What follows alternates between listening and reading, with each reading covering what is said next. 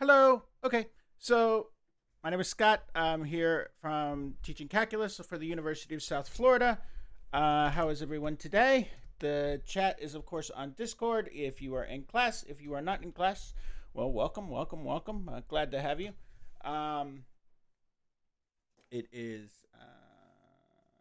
today we're going to be talking about the uh, properties of the integral as related to the.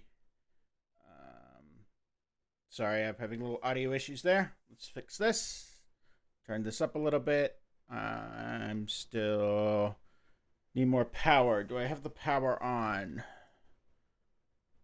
Let's see. Yes, I do. Just needs more gain. Do I? Next question. Do I have the microphone? Yes, I am speaking into the correct side of the microphone. That's always an issue too. Okay. So today we are going to be talking about the Riemann integral, properties of the integral. People in chat are saying they are tired. Me too. I kind of desperately need a day off, but I got one over the weekend, so I was happy about that. So yes. So anyway, as for your emails, I think I'm catching up on the emails. I think I've emailed most of you back. Again, if what you have is a conceptual question, please send me a direct message on Discord. I get those faster. Also, I have it on my phone. I have my email on my phone, but I get like tons of emails. We got another one from the dean. Please remind we get all these things like thank you all for all of your help. Please remember, we are not teaching online. We are remote teaching because none of us have the certifications required for that. The state has certifications for teaching online, but we're doing remote teaching, which is totally different, apparently. Also, remember that there's other. So that's that story.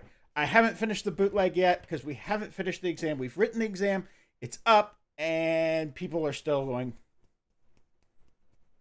Okay, so we're still talking about that stuff. In other news, I have a lovely microphone. You've seen this. I also, to help avoid the situation we got in last time, I purchased I think the absolute last streaming card in Tampa. I had to call around to get this. They only had the really expensive one left, the 4K. So if we wind up with lag again, hopefully this will let us avoid the. If we wind up with lag again, hopefully I'll be able to switch to the laptop directly or the tablet directly and stream from the tablet without having the whole shebang that happened last time. Whether or not that works is another question. Any questions? So I've wasted 5 minutes of your life talking about stuff you didn't care about. So let's jump right in. So on the quiz, we wanted to set, so the whole point of last time, if you recall, was that we've defined the Riemann integral. So what I'm going to start doing is every time I would have used AUC, not every time. So I'm going to start using these things interchangeably. Now, our notation, and I'll get into this in just a moment, the notation, the AUC notation is much better for Fundamental Theorem of Calculus Part 1. I'm clipping. For Fundamental Theorem of Calculus Part 1. It is not as good for Fundamental Theorem of Calculus Part 2. The integral notation is actually very poor for Fundamental Theorem of Calculus Part 1, and I'll show you why in a moment, because it moves the star of the show. So but I'm going to start using them interchangeably so that we get used to them. So here's the Fundamental Theorem of Calculus. We've been stating this for a while. Let D be an interval f defined on D. If f is continuous on D, and G, now remember before I had G prime equals f for every x in D. Now what I've got is G is an antiderivative for f on D. Same statement, right? That those two things are absolutely equivalent. So let me actually write that.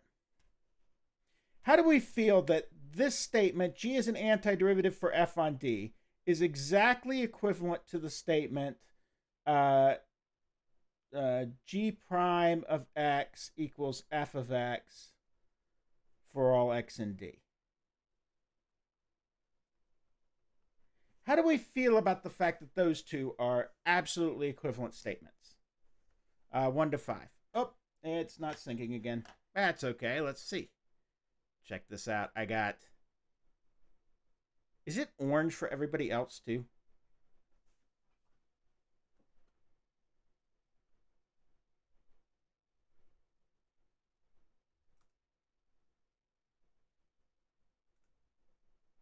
There we go. Okay, well, disadvantage of this thing, it appears orange if the night light's on. Okay.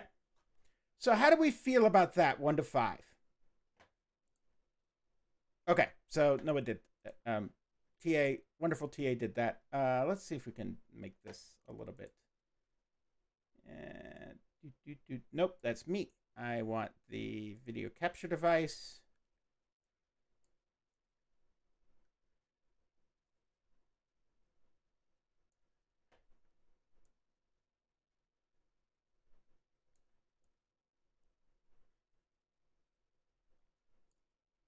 Perfecto. Okay. One of the major advantages of the new system is that it actually, because I had to buy the expensive one, it actually does it in, it actually will do full screen resolution, the whole 4K, instead of having to, down. So it takes the load off my tablet from having to downsize the thing, which is nice. Okay. So we feel pretty good about the fact that those two statements are equivalent. Then for every base point A and for all x and d, the derivative of this function, the integral from a to x f of t dt. Notice where the x is. Here the x is right here. This is absolutely equivalent to what I had before, which is the d over dx f of say AUC f a of x equals f of x. Those two things are absolutely equivalent. Okay? How do we feel about the fact that those two things are absolutely equivalent? 1 to 5.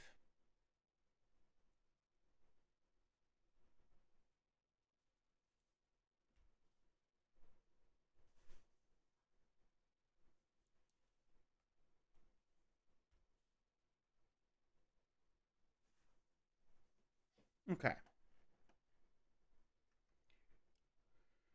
Okay. And now we go on down and we see this FTC2 bit. That is absolutely equivalent to the following statement.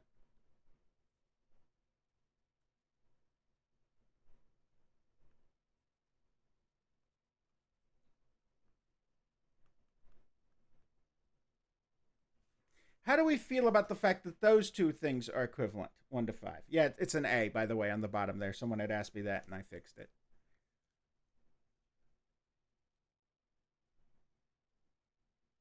Okay. So those of you who have taken calc before, are you so you may write this, so there's a question. Do you have to write it this way? You may write it any way that's equivalent. Okay? And this is actually, you can even write the version that's in the book. This is actually stronger than the version that's in the book. The book's version of this theorem does not allow you to go to the have x be less than a. And this version does. This is actually the more powerful version of the theorem. Okay?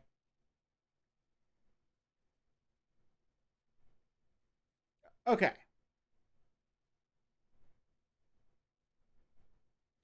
So there's a question. So if you've seen calculus before, now you're starting to get this. Now, there's a question about whether or not I can use the antiderivative notation, the integral antiderivative notation. I will get to that during class. So hold that thought. But if you've seen calc before, now you can see the difference between the way I'm doing it and the way that was kind of the standard way of doing it. Again, this notation right here, this AUC notation shows up in medical school, but nowhere else. Everybody else does the other one. And the reason why this AUC notation shows up in medical school is because they're concerned about this thing when it moves. Most people are concerned about this thing when X is static. Okay? But in medical school and in statistics, even though statistics they don't use it, they call it in statistics they use the cumulative density function notation. So they call it CDF instead of this. Okay? But those are the same things. AUC, cumulative density function, and the integral are all the same things. Okay. How do we feel now about the fundamental theorem of calculus 1 to 5?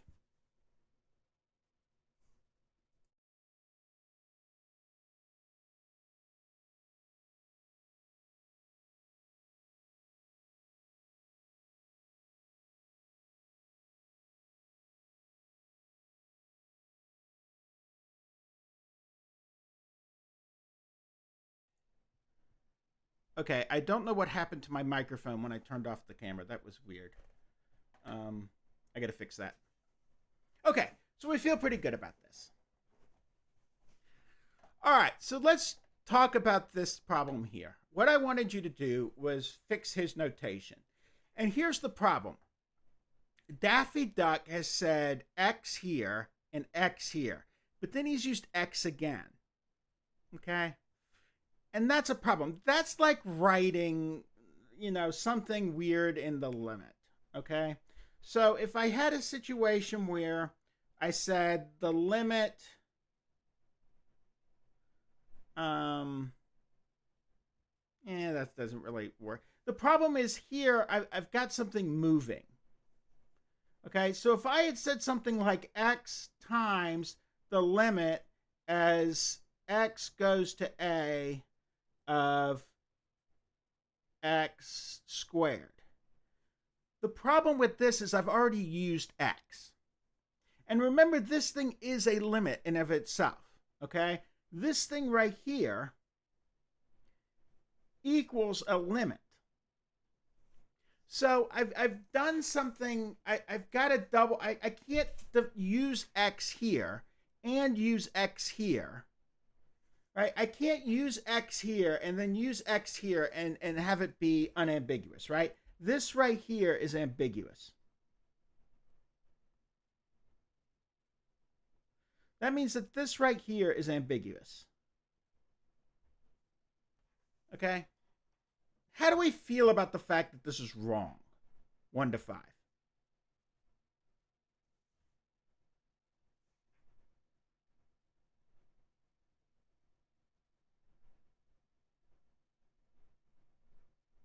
Yeah, if I wanted to write it as a limit, how would I do that? It's annoying, but okay. Right? This would be the limit as n goes to infinity of, pick one. K equals 1 to infinity of lower, higher, right, left. We'll pick right. Within rectangles. Let's see. No, that would be, so this would be the sum of, so for the right, it would be f of x k times the change in x. Okay. But then I can't really use that here because I'm using x there. So what I'd really need to write, because this x here, change in x, I've used there. So what I really want to write is the change in t or something like that. So it's the problem is that I've used the symbol and I'm taking a limit and it's just kind of wrong. It's ambiguous. What's the x? Where's the x, right? Is the x referring to this x or this x? It's a little confusing. Okay. So if I want to fix his notation, this is what I need. I need to change this variable. This x needs to match with the x on top. The base point, needs to match with the base point for the integral. The f needs to match that f. How do we feel about that 1 to 5?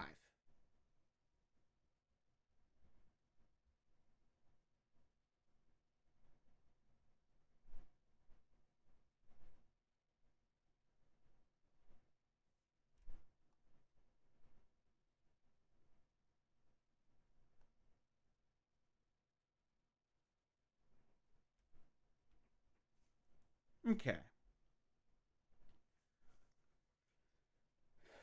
All right. Let's move on. So here, basically the point is it's the same problem we were doing before, but instead of AUC notation, we're using the integral notation. Okay. So here what I've got Oops, wrong tablet. There we go. So here what I've got is I've got this FTC2 thing, right? I needed an antiderivative. F of x was this, g of x is this, same work was before. I check myself. How do we feel about this antiderivative? I took an antiderivative. I don't need the antiderivative. How do we feel about that? 1 to 4, 1 to 5. Right? I dealt with the exponent first. I raised it to a power, and then I figured out, well, to get a 4 in front, I didn't actually need anything, right? Because I'm going to get a 4 in front anyway. And then I took the derivative to check. Okay. Do I have to take the derivative to check? If it says take the derivative to check your work, the answer is no, you don't. You can get, however, something will appear on the rubric and it'll look something like this.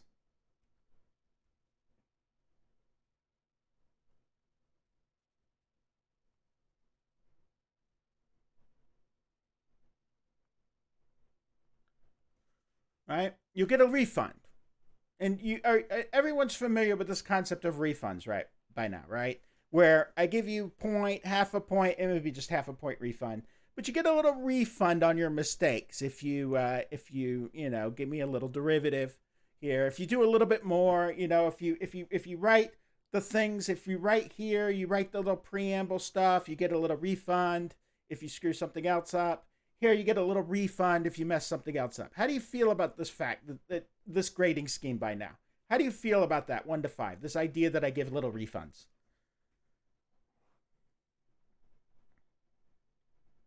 Okay. All right, everyone's on board with the fact that I give little refunds. Okay. So here I've got f of x, g of x minus g of 1, x to the 4th minus...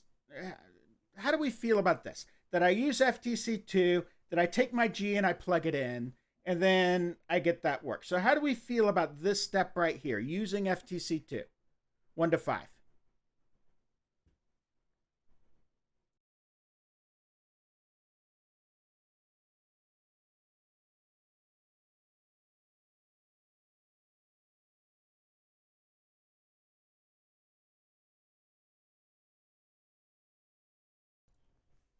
I don't know if you could hear the noise coming out from the other room, but there was noise, so need to close the door.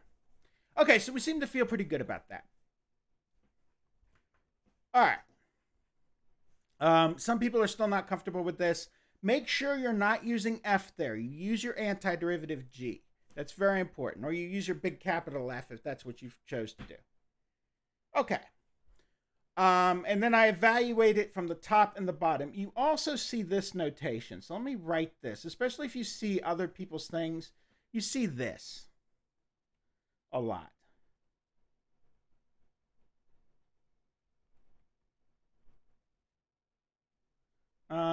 You might see G of t evaluated from 1 to x. And that's also fine. Okay? So that's actually another way to write this FTC2, if you so desired. You could also write this. Let me denote the fact that these are separate problems here. You can also see this. AUC, use the integral notation. You can also see this. A to x f of t dt equals g of t evaluated from a to t, or so a to x. All right. So those are equivalent notations. Just in case you see them. I think they're annoying, but people like them, so I'm saying okay. All right, here's the one that's a little bit tricky. I want to create the Riemann sum here. All right, and I want to use left endpoints. And my interval is from negative pi to pi.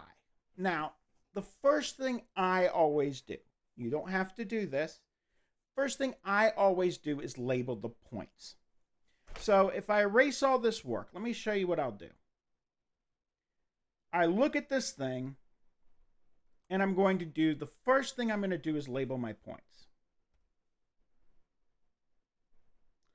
So that means that it's this point. I want left endpoint. So I'm going to start from the left. This right here is x0.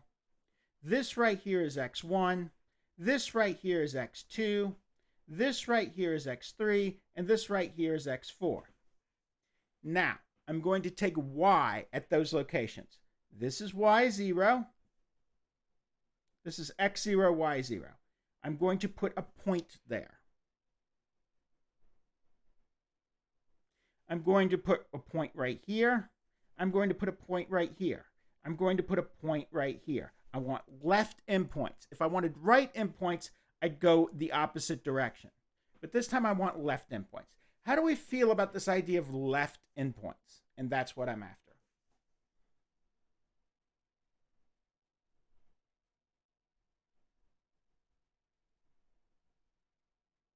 Okay. That's actually the trickiest thing. Once you get the endpoints, once you figure out the endpoints, the rest of it's easy. I'm looking for left endpoints. Now, when I look for right endpoints, I'm going to go from right to left. But when I'm looking for left endpoints, I go from left to right. And these are the only ones we care about for the test, okay? Because from an algorithmic standpoint, these are the ones we use. Now, when we prove things, and we're going to prove things, but we're not going to do a computational problem like this using lower endpoints. But when we prove things, we want to use lower and upper points. But for the right endpoint, so the question is, where's the right endpoints? The right endpoints would be here, here, here, and here, not that one. And then I'm going to draw from left to right. So I want left endpoints.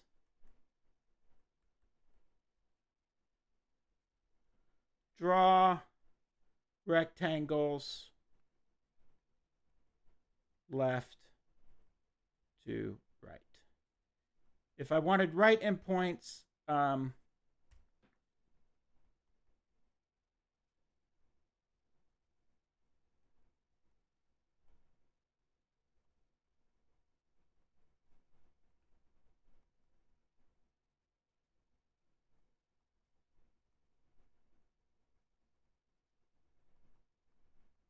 so I want left endpoints. So what I'm going to do is I'm going to draw left to right. This is rectangle 1. I draw from left to right.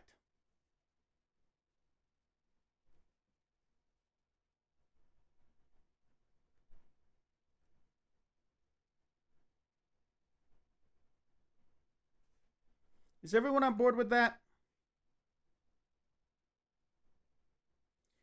No, you don't have to color them. Here, I'm going to draw from left to right. Here, I draw from left to right. Now, this one's tricky. This one has no height, right? Here I am at 0, and I just draw my line over. There's no rectangle. I mean, there is a rectangle. It's a rectangle with no height, right? It's, you know, a one-dimensional rectangle. There's no second dimension to it. And if you get confused, draw the color in your area, because that actually does help. You don't have to, but it is helpful.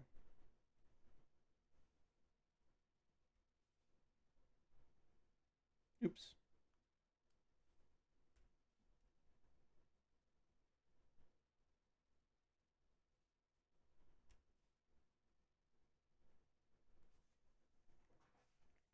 Okay, how do we feel about that, 1 to 5?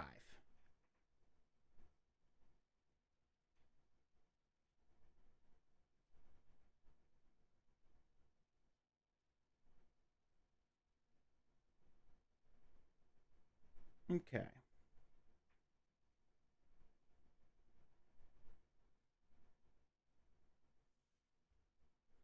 All right, estimate the area between the graph using these intervals. Okay. So the area here, right, 4 equals what? Well, the first rectangle had a height each rectangle has a width of what?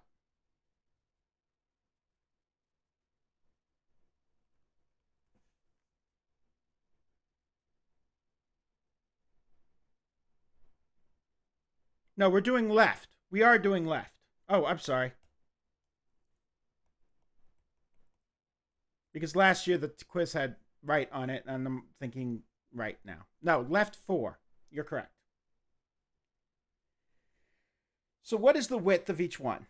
Pi over 2.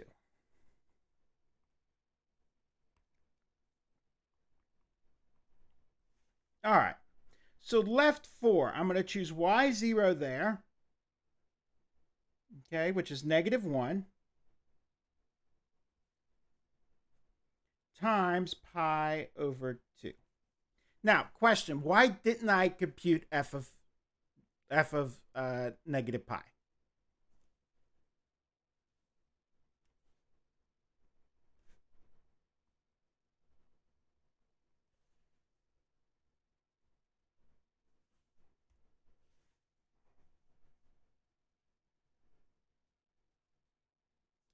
Well, I did.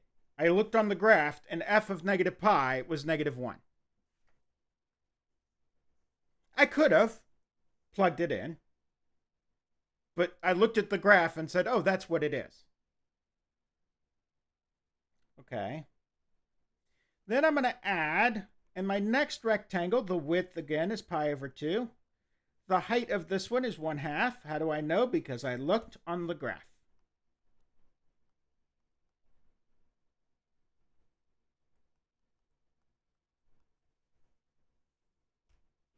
I could have computed it out. I just didn't feel like it. Because negative pi, so the question is, why did I start at negative pi first? And the answer is because that's rectangle 1. This is rectangle 1. It's negative pi high and pi over 2 wide. This rectangle is 0 times who cares?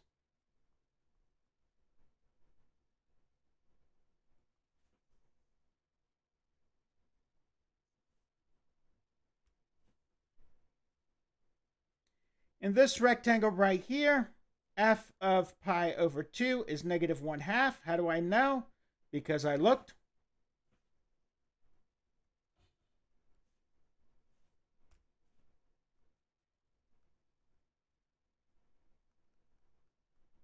And I'm done. There's only 4 rectangles. Don't do the 5th one. You don't need f of pi in there. Who cares? Okay. So how do we feel about this, 1 to 5?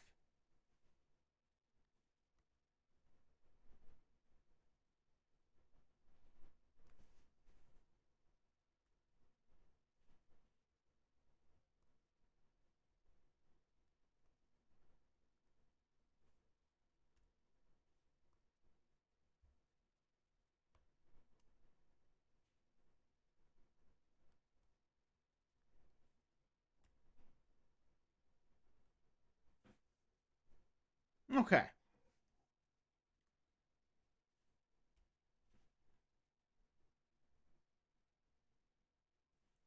That equals, well, let's see. This is -1. This is going, these two cancel, and I wind up with negative pi over 2.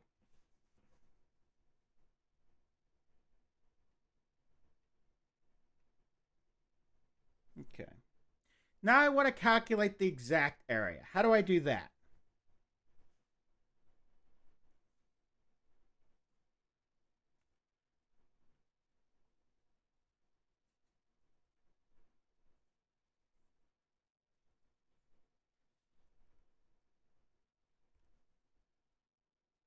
That's right. I need to calculate the exact area, right? So I need a G.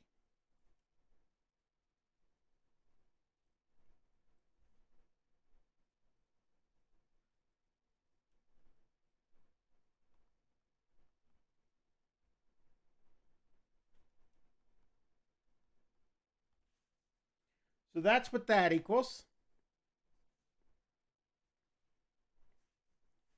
That means that g of x equals cosine of x plus, oh, that's not pi over x, is it? Yes, x over pi. I didn't do pi over x. I didn't do that to you.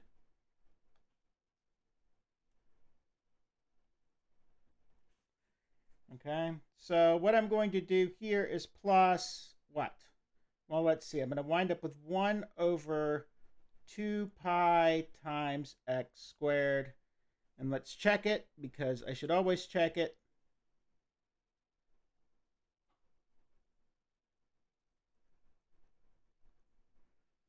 Two hits that, and I get plus 2 over 2, which is 1 over pi times x to the first, which equals f of x. So this is a good one.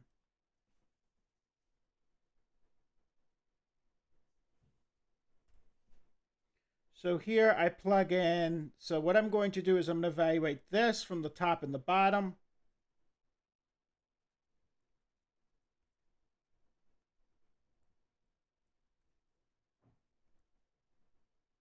So I've got negative sine, I've got cosine of pi plus pi squared over 2 pi minus the quantity g of negative pi, so that's cosine of negative pi plus negative pi squared over 2 pi. Okay, cosine of pi is what? Negative 1 plus pi, the 1 pi will cancel, and I get pi over 2 minus, and then this becomes cosine of negative pi, which is negative pi. You are here.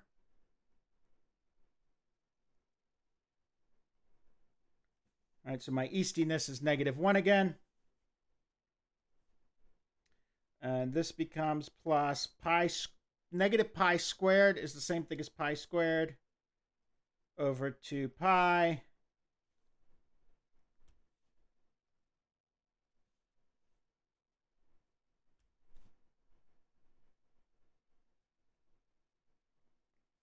And those two things, everything here is going to cancel. I got a negative 1 here, a negative 1 there, a pi over 2, a pi over 2. I'm going to end up subtracting them. Everything's going to cancel.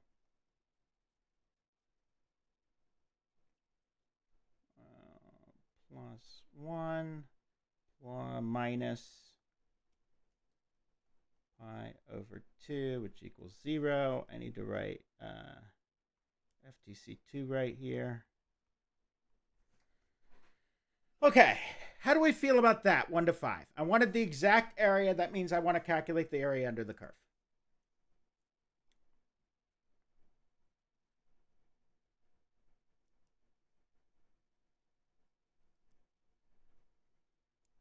Okay. Now, was there another way to do this?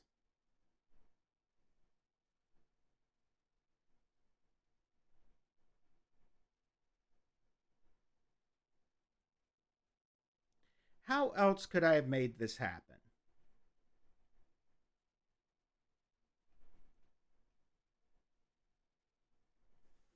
There actually is.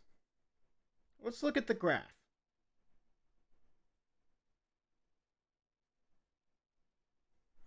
This graph here, right? I've got, here is my original point. I've got a graph here. It comes up, it comes down, it comes up.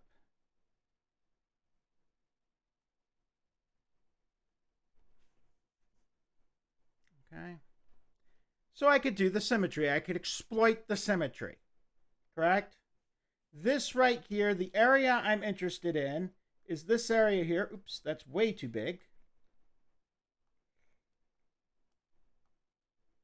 And I just erased my line.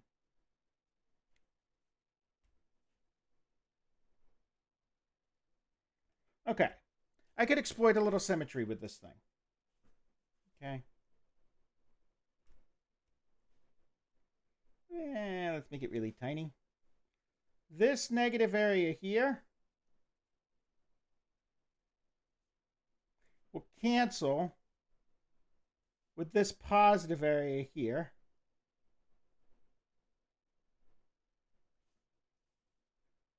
And this positive area here cancels this negative area here.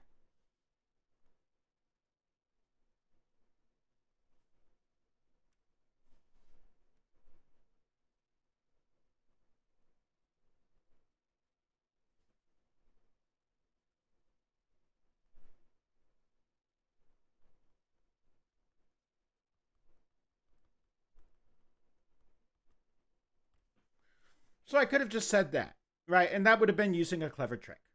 How do we feel about that, 1 to 5?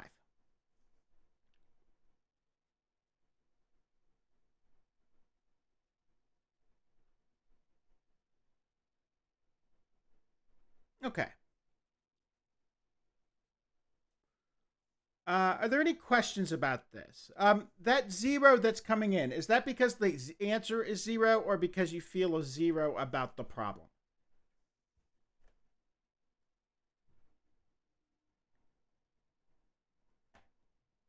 Oh, okay. All right. Well, I don't want to mention your name over Twitch, but we will talk about it. We can talk about it after class. Come to office hours, and we will talk about this because this is an important thing. This idea of the area canceling. Okay. So that's the quiz. How do we feel overall about the quiz? 1 to 5. And again, this is a tricky problem. These left-right ones are really hard. I don't know. I should check. I can actually check that. When I have the graders do it, I'll have them put ladi rectangulum infantati. The other one I get a lot of is Quan de Fukai. People remember that one.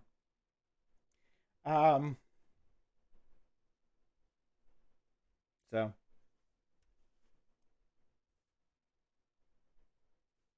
all right.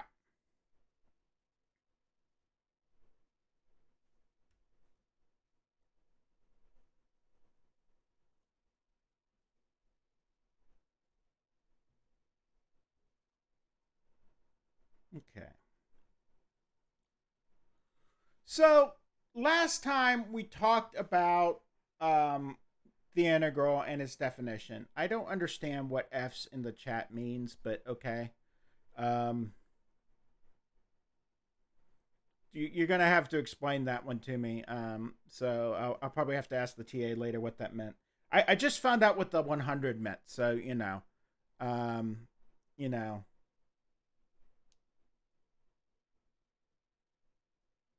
Okay, I got it.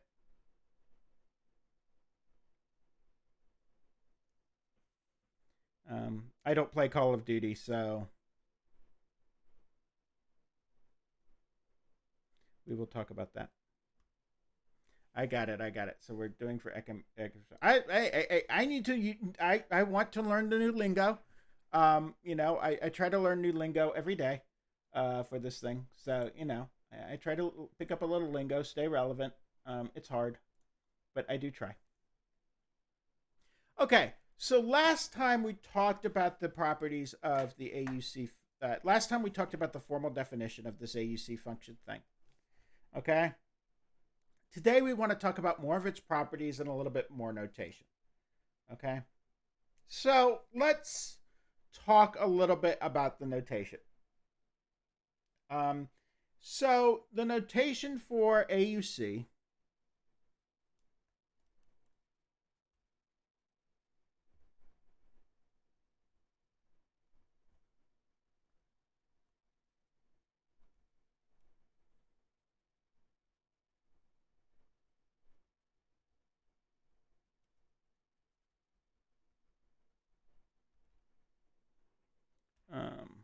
okay, so we've got stuff for the definite integral, and we're going to have stuff for the indefinite integral. I'll talk about what that means in just a moment. Okay, so we have this thing AUC FA of x equals A to x F of t dt.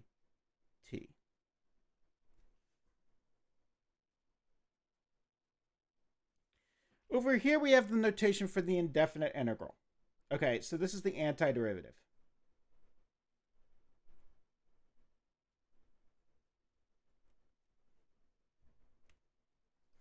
You know what? I'm going to write this like this because I actually care about this more.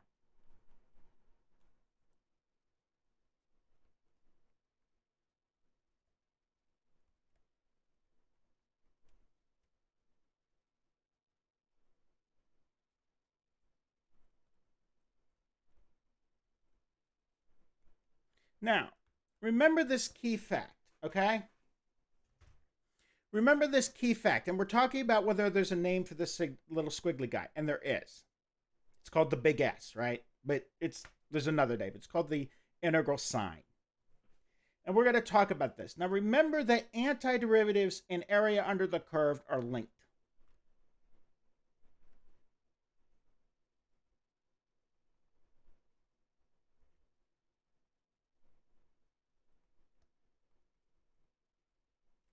And that's kind of the key idea. The reason why the symbols for these things are exactly the same is the fundamental theorem of calculus. Okay?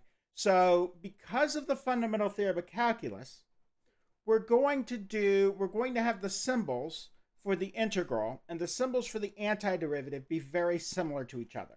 Or the symbols for the area under the curve and the symbols for the antiderivative are going to be just right next to each other, okay? So for the symbol for the antiderivative, we've got AUC FA of x equals this notation here. I'm sorry, for the area under the curve. For the antiderivatives, we've got this interval. We've got f of x equals see, there's no symbols here.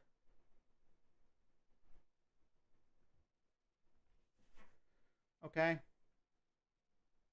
Is everyone on board with that? And yes, here I'm using an x under the thing. Here I'm using a t. All right. But other than that, the symbols are exactly the same, right? We mean the indefinite integral. Okay. This right here is called the definite integral.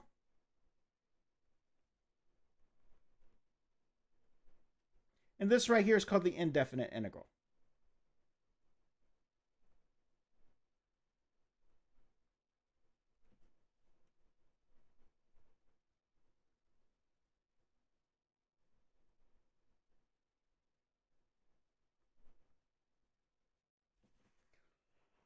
Okay.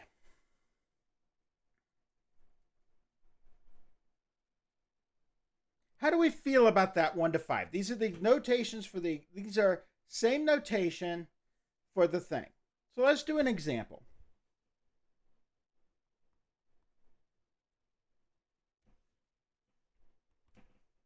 Okay. Let me do this in a different color.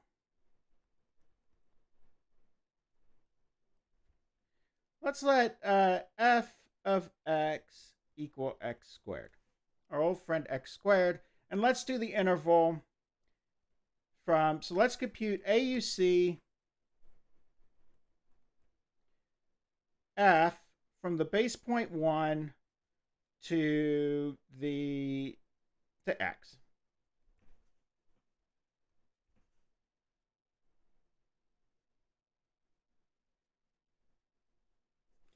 And I'm going to say, I'm just going to do this. You don't have to do this again, but I'm going to say that this is this.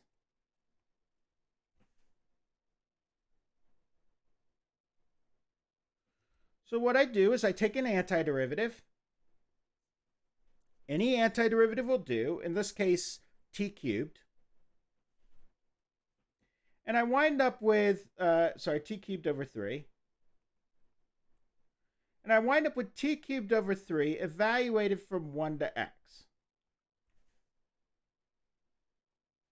which equals x cubed over 3 minus 1 cubed over 3, which is the same thing as x cubed over 3 minus 1 over 3, or x cubed minus 1 over 3. Okay, how do we feel about that, 1 to 5?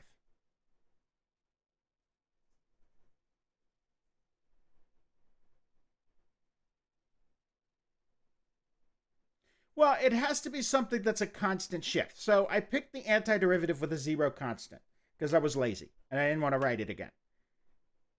Okay. Well, here I'm going to say, okay, f of x equals x squared. This is the same thing. That means f of x equals the indefinite integral of x squared dx. All right, the antiderivative or the indefinite integral. And that is x squared, sorry, x cubed over 3 plus c.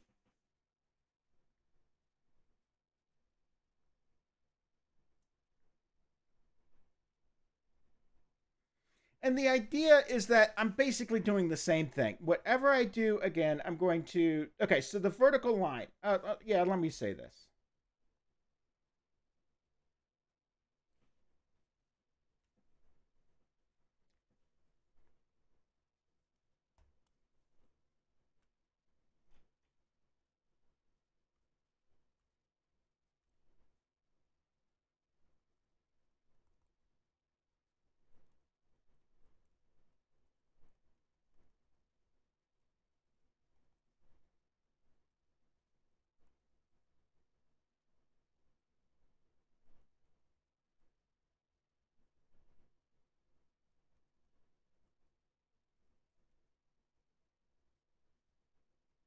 This is an extension of that old notation. Remember, we had this kind of bar notation that we wanted to use with Leibniz notation, and this is just an extension of that.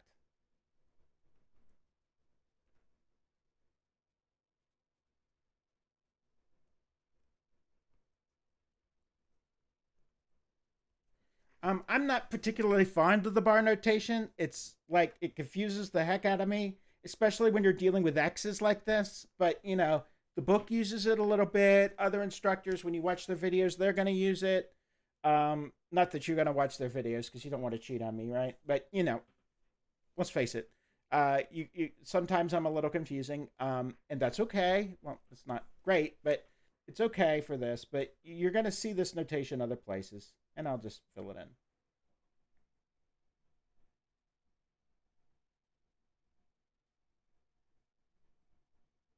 Okay. So that's the thing about the notation, right? All of these things are linked through FTC2, and because all these things are linked, we have notation that's the same for all of them. Okay.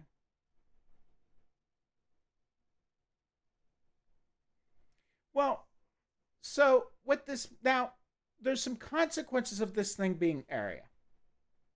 So how do we feel about the notation and all the different notations, 1 to 5?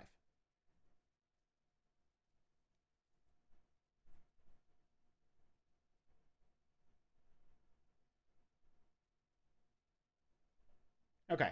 I'm seeing a lot of fours, which means you think as I interpret a four means that you think you understand it, but you're not quite sure and you need to do a few problems. Perfect. The ones in the book are perfect for this. The ones that I'll assign on WebAssign will be perfect. I'll put up another WebAssign with lots of notation. I didn't want to do it quite yet because I didn't understand what you wouldn't understand. But now that I see it, I'll put up a WebAssign on this. Okay. I did put up a WebAssign for tonight, right? I think I already did that. It's the WebAssign for tomorrow because we don't have a problem set due. Well, we do have a problem set, but it's turn in your notes. So the because of that, I will put a WebAssign due tomorrow.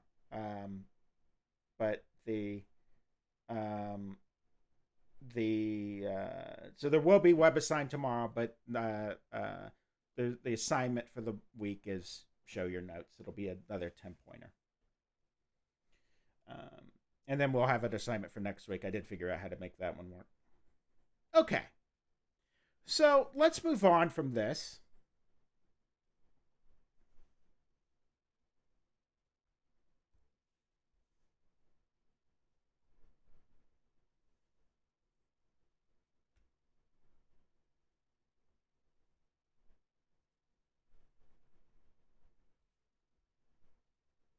And let's talk about consequences of the fact that this is area.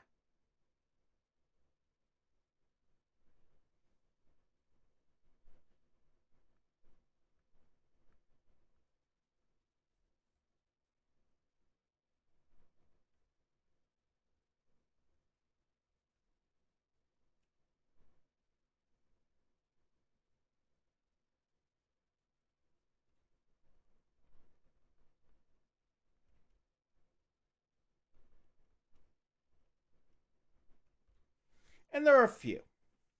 Okay? The first of these I've already mentioned. So let's bring up a little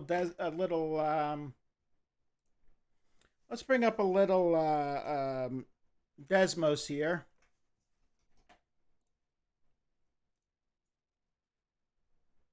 Okay, and let's talk about some of these things that are consequences of the fact that these are areas. First of all, there are things that I can do. The first consequence of it is that there are functions I can do. There are functions I could take definite integrals of, even when I don't know even if I can't take an antiderivative.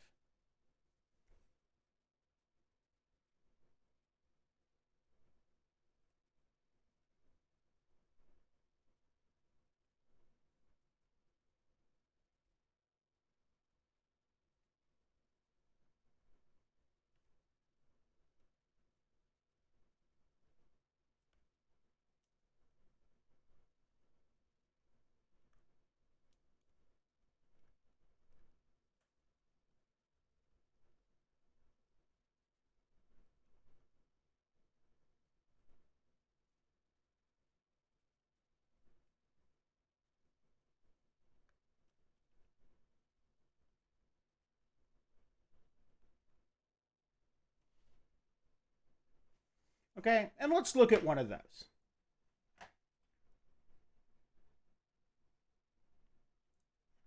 Okay, so here's one of those. Let's see, SQ or square root of 1 minus x squared evaluated from 0 to 1. What is the antiderivative of this? Okay, so my question for you is, what is the area under the curve from -1 to 1 of this function?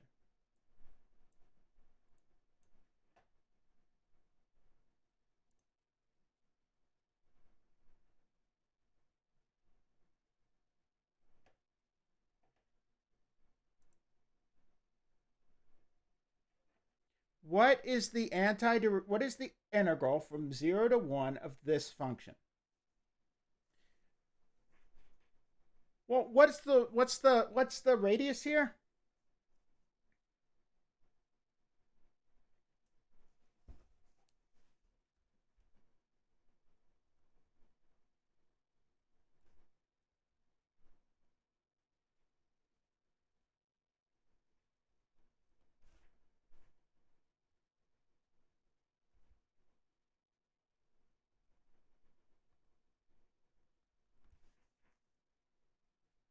Right. So the radius is 1.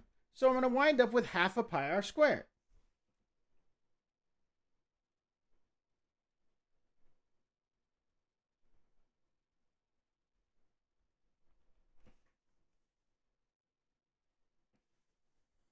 Okay.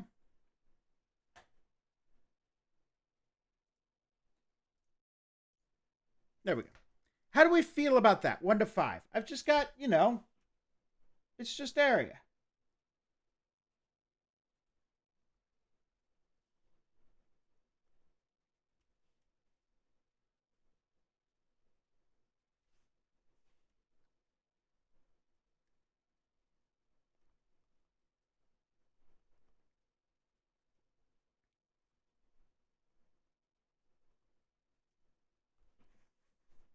Okay.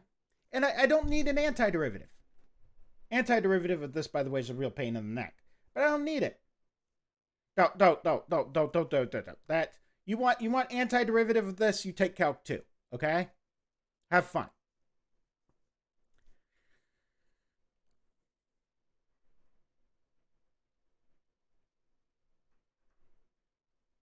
The r squared. Well, the r was 1.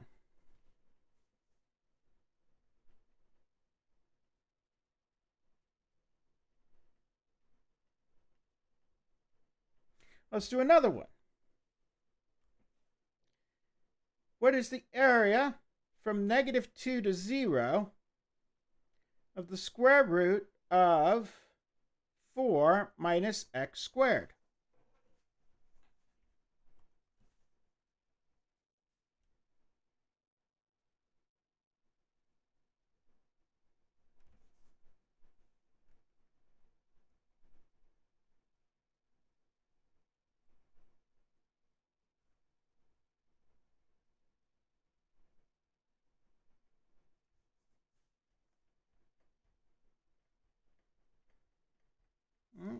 So this right here, I recognize this instantly as a circle.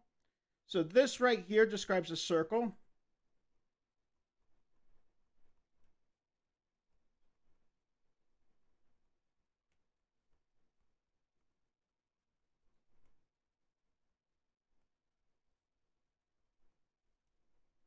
With radius 2. And I'm going from -2 to 0.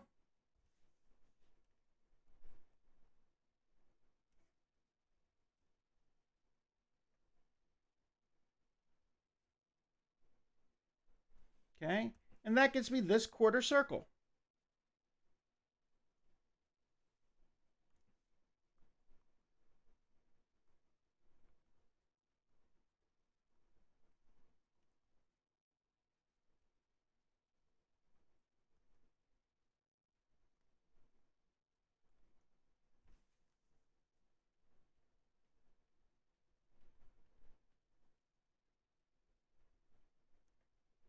Okay.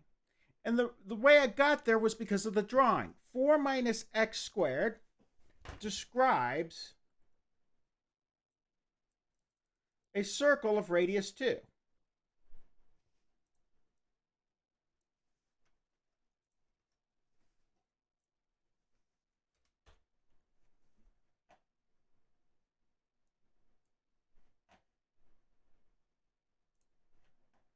There it is. A circle with radius 2. That's the blue one. And then what I wanted was half of it. So if I did PM this,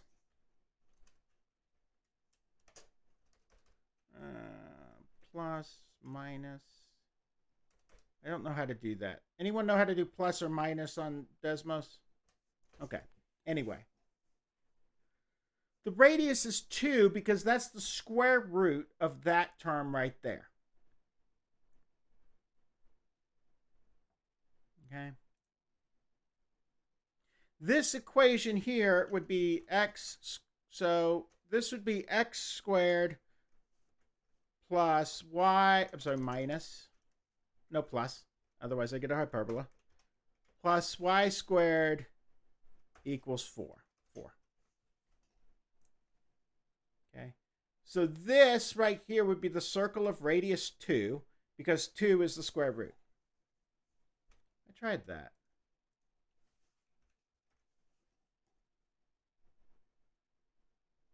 I didn't understand it. Nope. Okay. Either way. Yeah, that'd be the PM would be the way to get it in LaTeX. I don't know how to get it in, oh, sorry, LaTeX. I got yelled at about that the other day. Oh.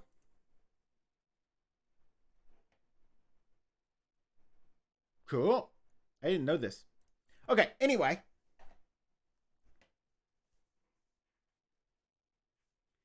How do we feel about that 1 to 5? I don't need, sometimes I just need the area.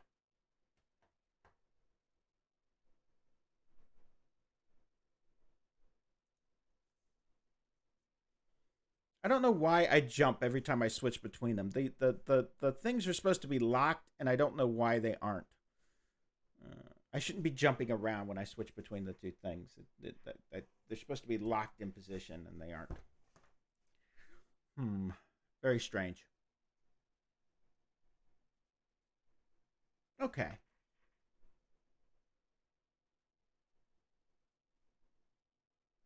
Let's talk about another property of this.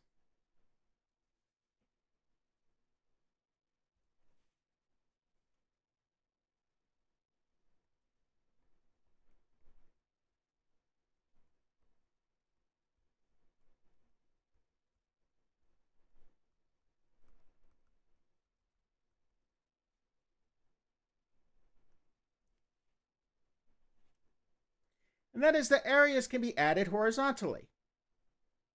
In other words,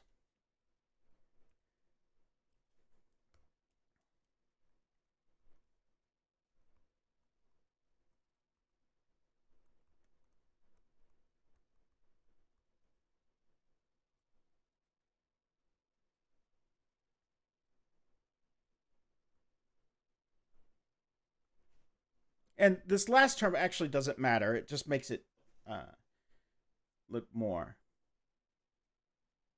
Oh, the quarter circle idea. That's up here. That's this, right? I only went from -2 to 0.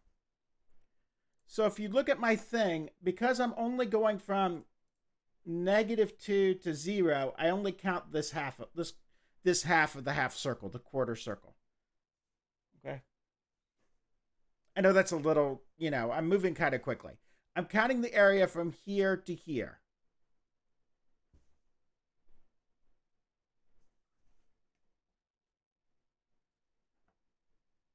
Okay. It's a good question. All right. Areas can be added horizontally. In other words, the area from A to B, f of t dt, equals the area from A to B, f of t dt, plus the area from B to C, f of t dt. And it actually doesn't matter that this is true, because if it's not, if I've got points that are left and right, the formula still holds.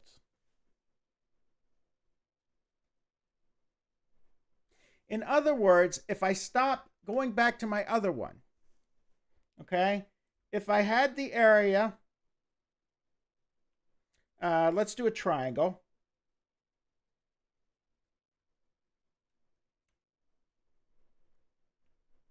Let's do 2t. From 0 to 1, from 0 to 4, equals the area from 0 to 2 of 2t dt, plus the area from 2 to 4, 2t dt. How do we feel about that, 1 to 5?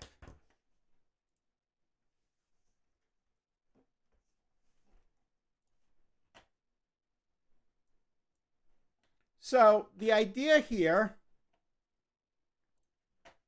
is that if I have a triangle,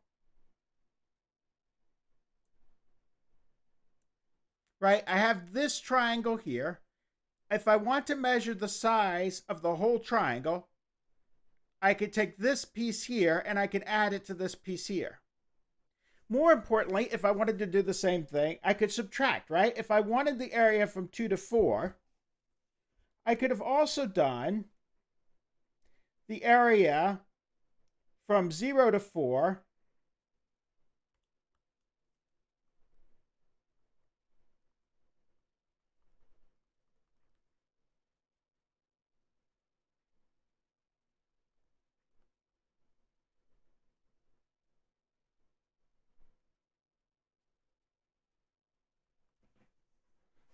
okay? So I could have also done, if I wanted to, I could have also done the other, right? If I wanted 2 to 4, I could have done 0 to 4 minus 0 to 2, right? That's just a consequence of this adding property.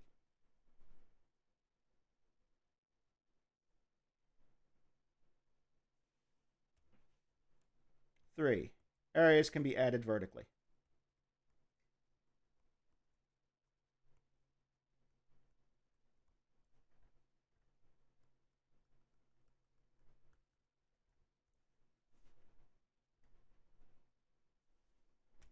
Okay. Well, let me give you an example. The integral from -1 to 1 of the square root of 2, I'm sorry, not 2, of 1 minus x squared plus 1 dx equals the area from -1 to 1 of the square root of 1 minus x squared dx plus the area -1 to 1 of 1 dx. In other words, if I take a rectangle, if I take a circle and I put it on top of and I put a rectangle on top of it, correct? That is the same as taking the rectangle and adding this, add the rectangle, add the circle. Okay?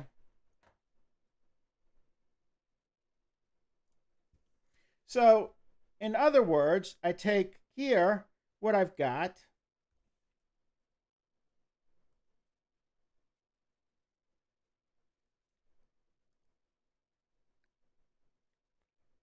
Right? I've got a rectangle, I've got the area.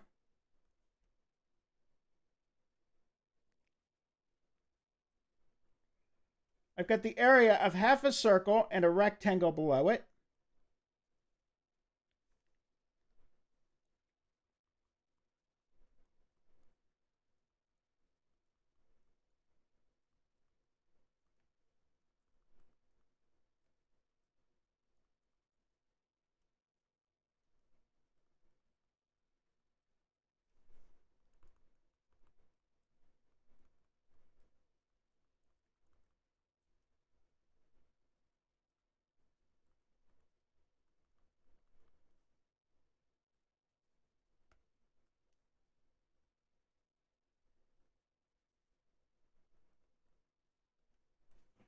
Is the area of the half circle plus the rectangle. How do we feel about that? 1 to 5.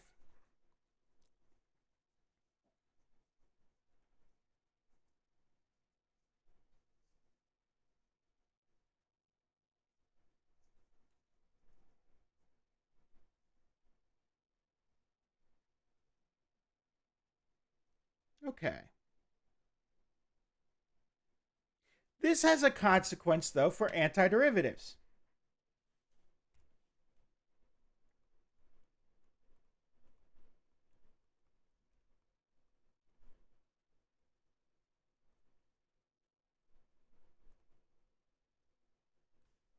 So the way to formally write this out, by the way, this is an example. The way to formally write this out is to say f of the integral from a to b of f of t plus g of t dt equals the integral from a to b f of t dt plus the integral from a to b g of t dt.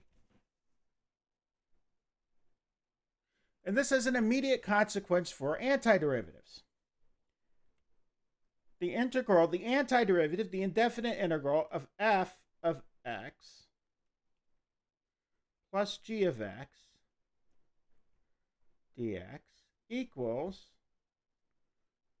the antiderivative of f of x dx plus the antiderivative of g of x dx.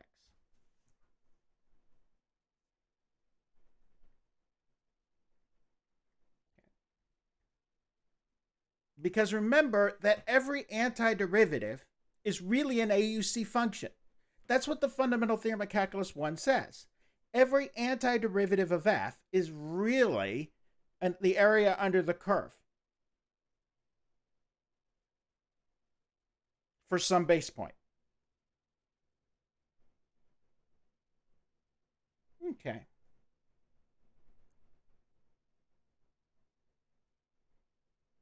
Are there any questions about this? Multiplication, by the way, does not hold, and this shows you why, right? Because when I multiply two areas together, I wind up with something that's not an area. I wind up with something that's, fourth dimensional. So this doesn't work. The what you want for products doesn't work.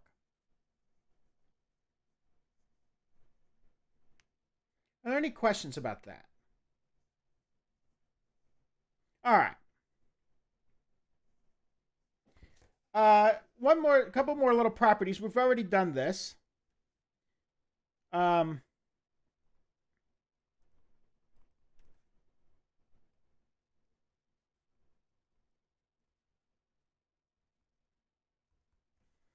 I've got no width, I go nowhere.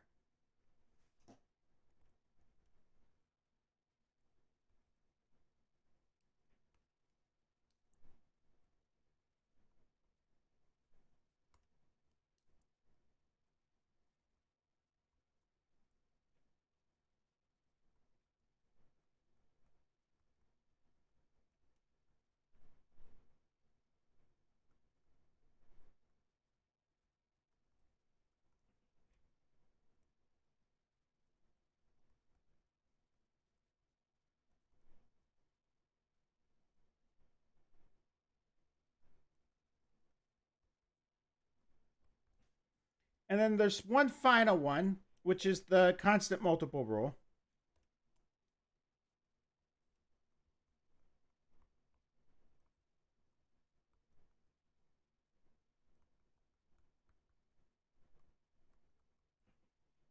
Okay. And the constant multiple rule says that the integral from a to b f of t, I should do a to x here, f of t dt times some c equals c times the integral.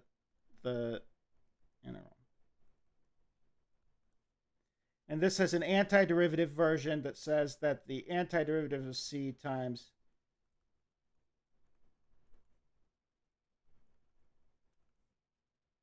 f of x dx equals c times, c was probably not the best thing to use for an antiderivative. Sorry about that. Because, it's also the symbol that you use for the constant later. All right, so how do we feel about these rules, 1 to 5?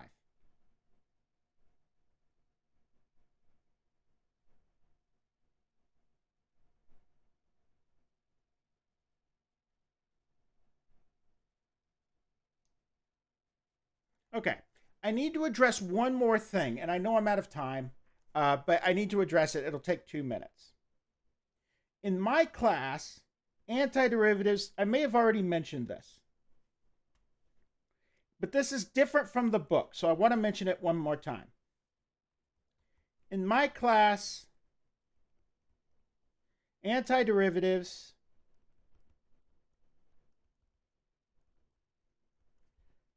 are only defined over intervals where f is continuous.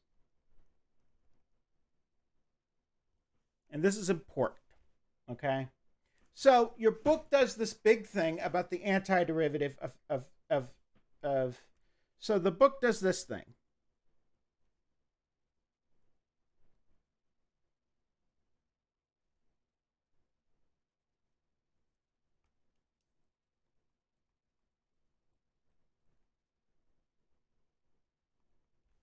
Okay?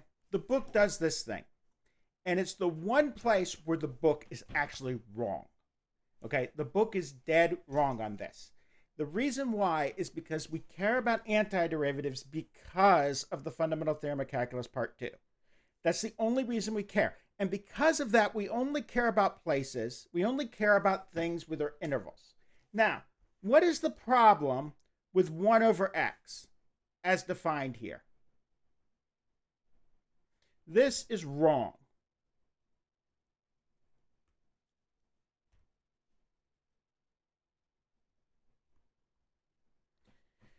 Okay? Why is it in the book then? Because, what's his name? Stewart left it in his will that no one could change it. I'm only half kidding about that. It's in the book because, people want the most general thing that would be equal to us. But it's actually wrong because it leads you to this landmine. If I ask you to take the integral of 1 over x from -1 to 1 dx, and you go ftc2, and you go, well, that's ln of 1 minus ln of 1, because this is -1 right here, right? So you want the absolute value, ln of the absolute value of -1, minus ln of the absolute value of 1. I'm sorry, the -1 should go here. Doesn't matter because they're all going to be the same. Right? And this is going to be ln of 1 minus ln of 1 equals 0. What's the problem with that argument?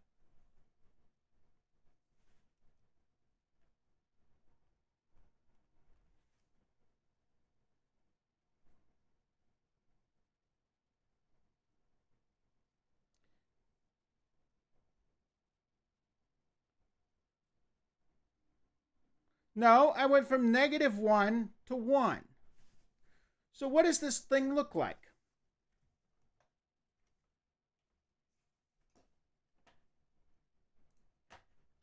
This is the function I'm talking about here.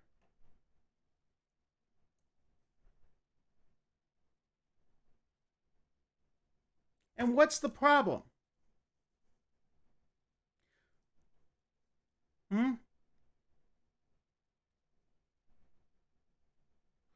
The problem is that I've just crossed a place. This is infinity. The area under the curve here is infinity, and the area under the curve here is infinity. So what I've done is I say this is equal to the area from 0 to 1 of 1 over x dx minus the area from -1 to 0 of 1 over x dx. This is infinity. This is infinity, and I've just done infinity minus infinity, and that's bad. Okay? I've just done infinity over infinity. This is bad.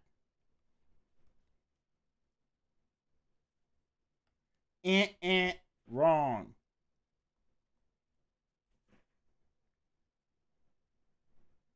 Okay? That's bad, bad, wrong. No, don't do it. Matter of fact, I'm going to get rid of these little x's. I'm going to put this here. Wrong. Okay? It's not defined. So, when I ask you for the integral of 1 over x dx, your question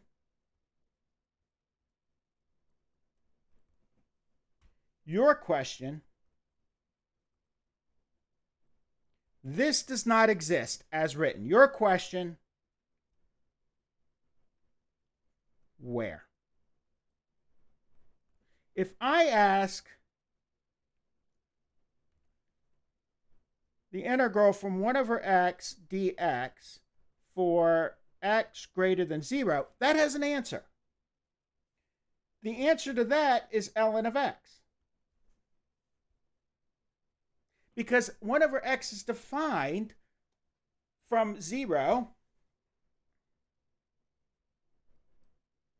to infinity. It's defined there, and that's an interval. If you say, if I ask you here, 1 over x dx for x less than 0, that's an interval. Negative infinity, 0 is an interval, and I'm continuous and defined everywhere there. Your answer would be ln of negative x. How do you feel about this 1 to 5? In my class, for my thing, I only care about antiderivatives are only defined over intervals. And this is the one place where I absolutely, totally disagree with what the book did. Okay, the book wanted to define antiderivatives over everywhere, and that's not true. You can't define antiderivatives across a whole. Okay, it's bad. Okay, so what we did today, we went over the consequences of properties of the intervals, of the integral, and the consequences of this thing, a lot of a new notation, and the consequences of the fact that definite integrals are areas. Okay? Next time, what we are going to do is the proof of the fundamental theorem of calculus. We're going to prove it on Monday. Yeah, proof. Is that going to be on my test? Yes. The exact word prove the fundamental theorem of calculus didn't make it. We cut it. As long as it doesn't come back by Monday. But we put a bunch of true false in there. We put some things about the proof in the thing. So you actually have to understand the proof to know that. Okay? Yes, you should have watched the 11 a.m. lecture from Monday. If you didn't watch the 11 a.m. lecture from Monday, you missed out on a whole lot of stuff because I had all these technical issues and I just went, to the whole thing. Are there any other questions, comments, issues, thoughts?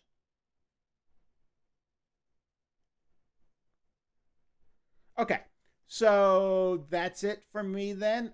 Next time, again, we will prove FTC, the fundamental theorem of calculus. We will do the proof.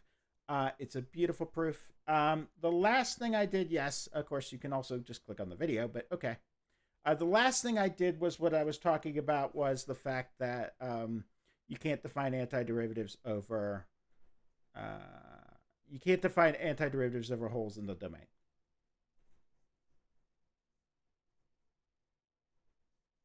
Okay.